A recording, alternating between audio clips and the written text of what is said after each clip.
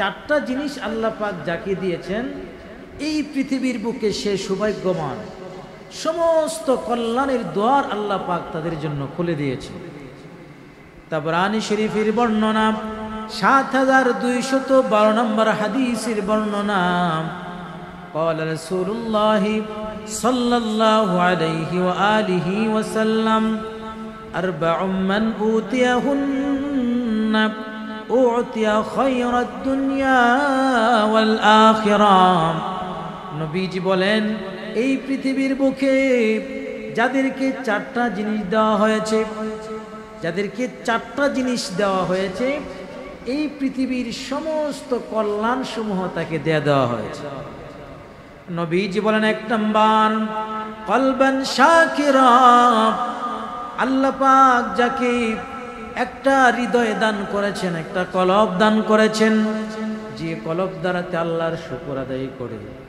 নবীজি বলেন এই পৃথিবীর কল্যাণ সমূহ তাকে আল্লাহ পাক দান করেছেন। কলবান শাকিরা, এমন অন্তর যে অন্তর দ্বারাতে আল্লাহর কৃতজ্ঞতা আদায় করে, আল্লাহর শুকরিয়া যারা আদায় করে, আল্লাহর কৃতজ্ঞতা যারা আদায় করে, আল্লাহ পাক রব্বুল আলামিন তাদের পুরস্কার সম্পর্কে বলেন লা ইন শাকারতুম লা আযীদান্নাকুম ওয়া লা ইন কাফারতুম ইন্না আযাবী লাশাদীদ। আল্লাহ পাক রব্বুল আলামিন বলেন যদি তোমরা আমার নিয়ামতের শুকর আদায় করো, আমি আল্লাহ পাক রব্বুল আলামিন তোমাদের নিয়ামতকে আরো বৃদ্ধি করে দিব।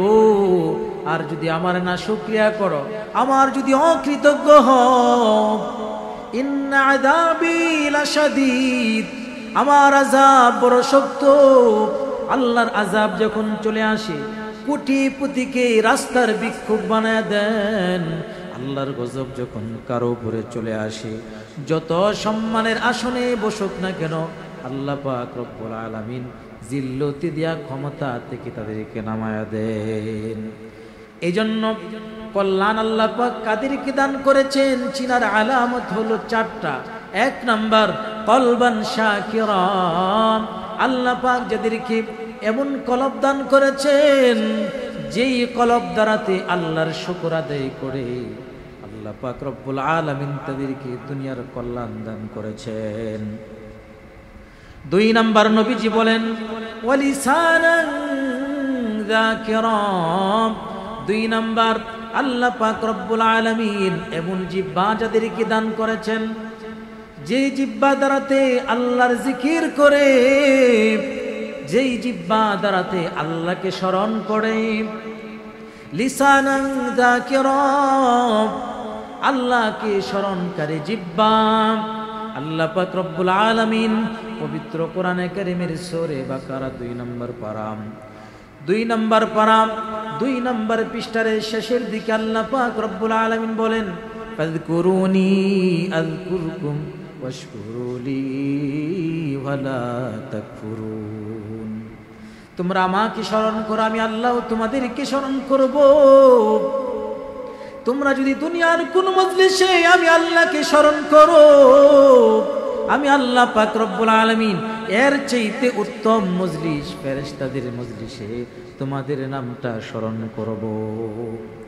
লিসানান যাকিরা, যে জিহ্বা দ্বারাতে আল্লাহর জিকির করা হয়। আজকে দুনিয়াতে যারা এই জিহ্বাটাকে আল্লাহর জিকিরের মাধ্যমে কাটিয়ে দেয়, নবীজি বলেন কিয়ামতের কঠিন ময়দানে আল্লাহ পাক রব্বুল আলামিন তাকে জান্নাতি বানায় দিবেন। ওই জাকিরিন জান্নাতে যাবে, হাসতে হাসতে আল্লাহর তৈরি জান্নাতে প্রবেশ করবে। তাহলে এই দুনিয়ার কল্যাণ আল্লাহ কাদেরকে দান করেছেন চিনার আলামত চারটি। এক নাম্বার কলবান শাকিরা, দুই নাম্বার লিসানান যাকিরা, তিন নাম্বার ওয়াবাদাদান আলাল বালাই সাবিরা। আল্লাহ পাক রব্বুল আলামিন এমন দেহ যাদেরকে দান করেছেন, হাজারো কষ্ট বিপদ মুসিবত আসার পরেও ধৈর্য ধারণ করে আল্লাহর রহমত থেকে নৈরাশ হয় না, হতাশ হয় না। আল্লাহ পাক রব্বুল আলামিন তাদেরকে দুনিয়ার সমগ্র কল্যাণের মালিক বানায়া দেন। যারা বিপদে মুসিবতে ধৈর্য ধারণ করে আল্লাহ পাক রব্বুল আলামিন তাদেরকেও দুনিয়ার কল্যাণ সমূহ দান করেন। আল্লাহ পাক রব্বুল আলামিন বলেন, ইন্নামা ইউওয়াফাস সাবিরুনা আজরাহুম বিগাইরি হিসাব।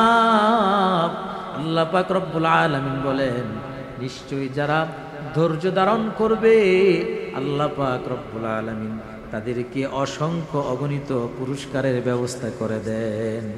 যারা ধৈর্য ধারণ করবে আল্লাহ পাক এই দুনিয়াতেই তাদেরকে অসংখ্য অগণিত পুরস্কারের ব্যবস্থা করে দেন।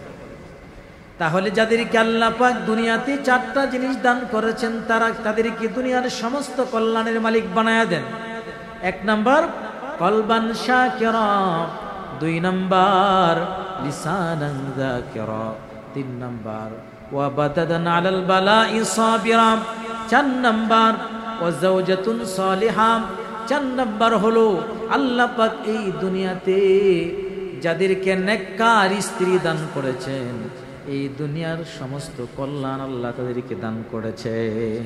কারণ স্ত্রী যদি নেককার হয় ঘরের ভিতরে সংসারটা আলোকিত হয়ে যায়, আর স্ত্রী যদি বদকার হয় তাহলে এই ঘরের ভিতরে অন্ধকার আর অন্ধকার নিমজ্জিত হয়, অশান্তি এই ঘরের ভিতরে লেগেই থাকে। আমার ভাইয়ারাম, এই জন্য বিশ্বনবী সাল্লাল্লাহু আলাইহি ওয়াসাল্লাম বলেন, যাদেরকে 4টা জিনিস দান করা হয়েছে দুনিয়ার কল্যাণ তাদেরকে দান করা হয়েছে।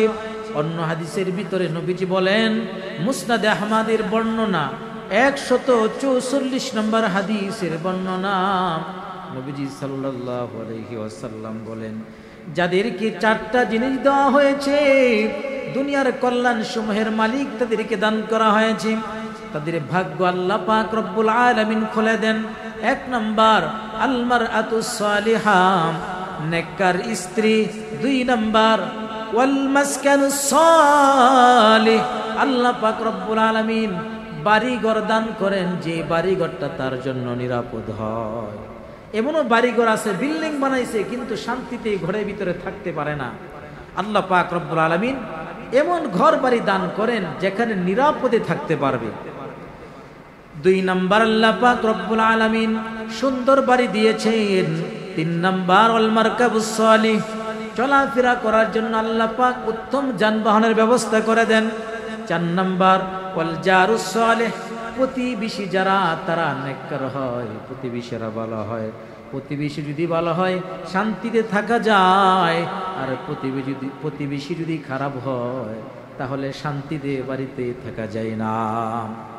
এবার নবীজি বলেন, এই পৃথিবীর বুকে তারা হতভাগ্য, তারাই হলো কপাল পোড়া যাদেরকে আল্লাহ পাক রব্বুল আলামিন 4টা জিনিস দান করছেন।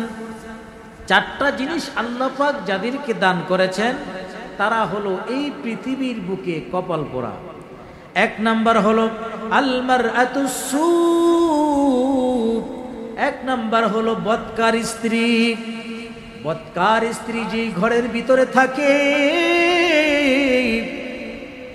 এই ঘরের ভিতরে অশান্তির কোনো শেষ নাই, ওই ঘরের ভিতরে বসবাস করে কোনো শান্তি নাই, ওই ঘরের ভিতরে ঢুকলেই অন্তরের ভিতরে অশান্তি লেগে থাকে, ঘর থেকে বের হলেও অশান্তি, কোথাও গিয়া শান্তি পাওয়া যায় না। কারণ যে জায়গায় আল্লাহ পাক রব্বুল আলামিন শান্তির ব্যবস্থা করেছেন ওই জায়গার ভিতরেই অশান্তি। এই জন্য নবীজি সাল্লাল্লাহু আলাইহি সাল্লাম বলেছেন, যখন তোমরা বিবাহ করবা তখন নেককার সালেহা আবেদা স্ত্রী দেখে তোমরা বিবাহ করো। যেই মেয়েটা দিনদার, দিনদারিত্ব দেখে বিবাহ করো তাহলে ঘরের ভিতরে অশান্তি হবে না। আজকে তো বিবাহের সময় আমাদের ঝামেলা। 1 নম্বর দেখে মেয়েটা ধন সম্পদের মালিক কিনা, যার কারণে অশান্তি ঘরের ভিতরে লেগেই থাকে। কারণ যেই মেয়েটা অঢেল সম্পদের মালিক, এই মেয়েটা যখন ঘরে যায় তখন ওই টাকার গরম থাকে, তখন আর স্বামীর কথা মতে সে জীবন যাপন করে না, নিজেদের মন গড়া অনুযায়ী চলতে চায়। ওই ঘরের ভিতরে তখন শান্তি নামক জিনিসটা আর থাকে না, চলে যায়। 2 নম্বর যখন বিবাহ করে তখন সবচেয়ে সুন্দরী মেয়েটা দেখে বিবাহ করেন। আর এই সুন্দরের ভিতরে কেমন ফিতনা, এই মেয়েটা পরবর্তীতে পরকীয়ার ভিতরে লিপ্ত হয়ে যায়, যার কারণে গড়ের ভিতরে শান্তি থাকে না, গড়ের ভিতরে অশান্তি থাকে। এই জন্য নবীজি বলেন, যদি তুমি মেয়েকে বিবাহ করতে পারো কয়েকটা জিনিস দেখবা, যদি থাকে ভালো।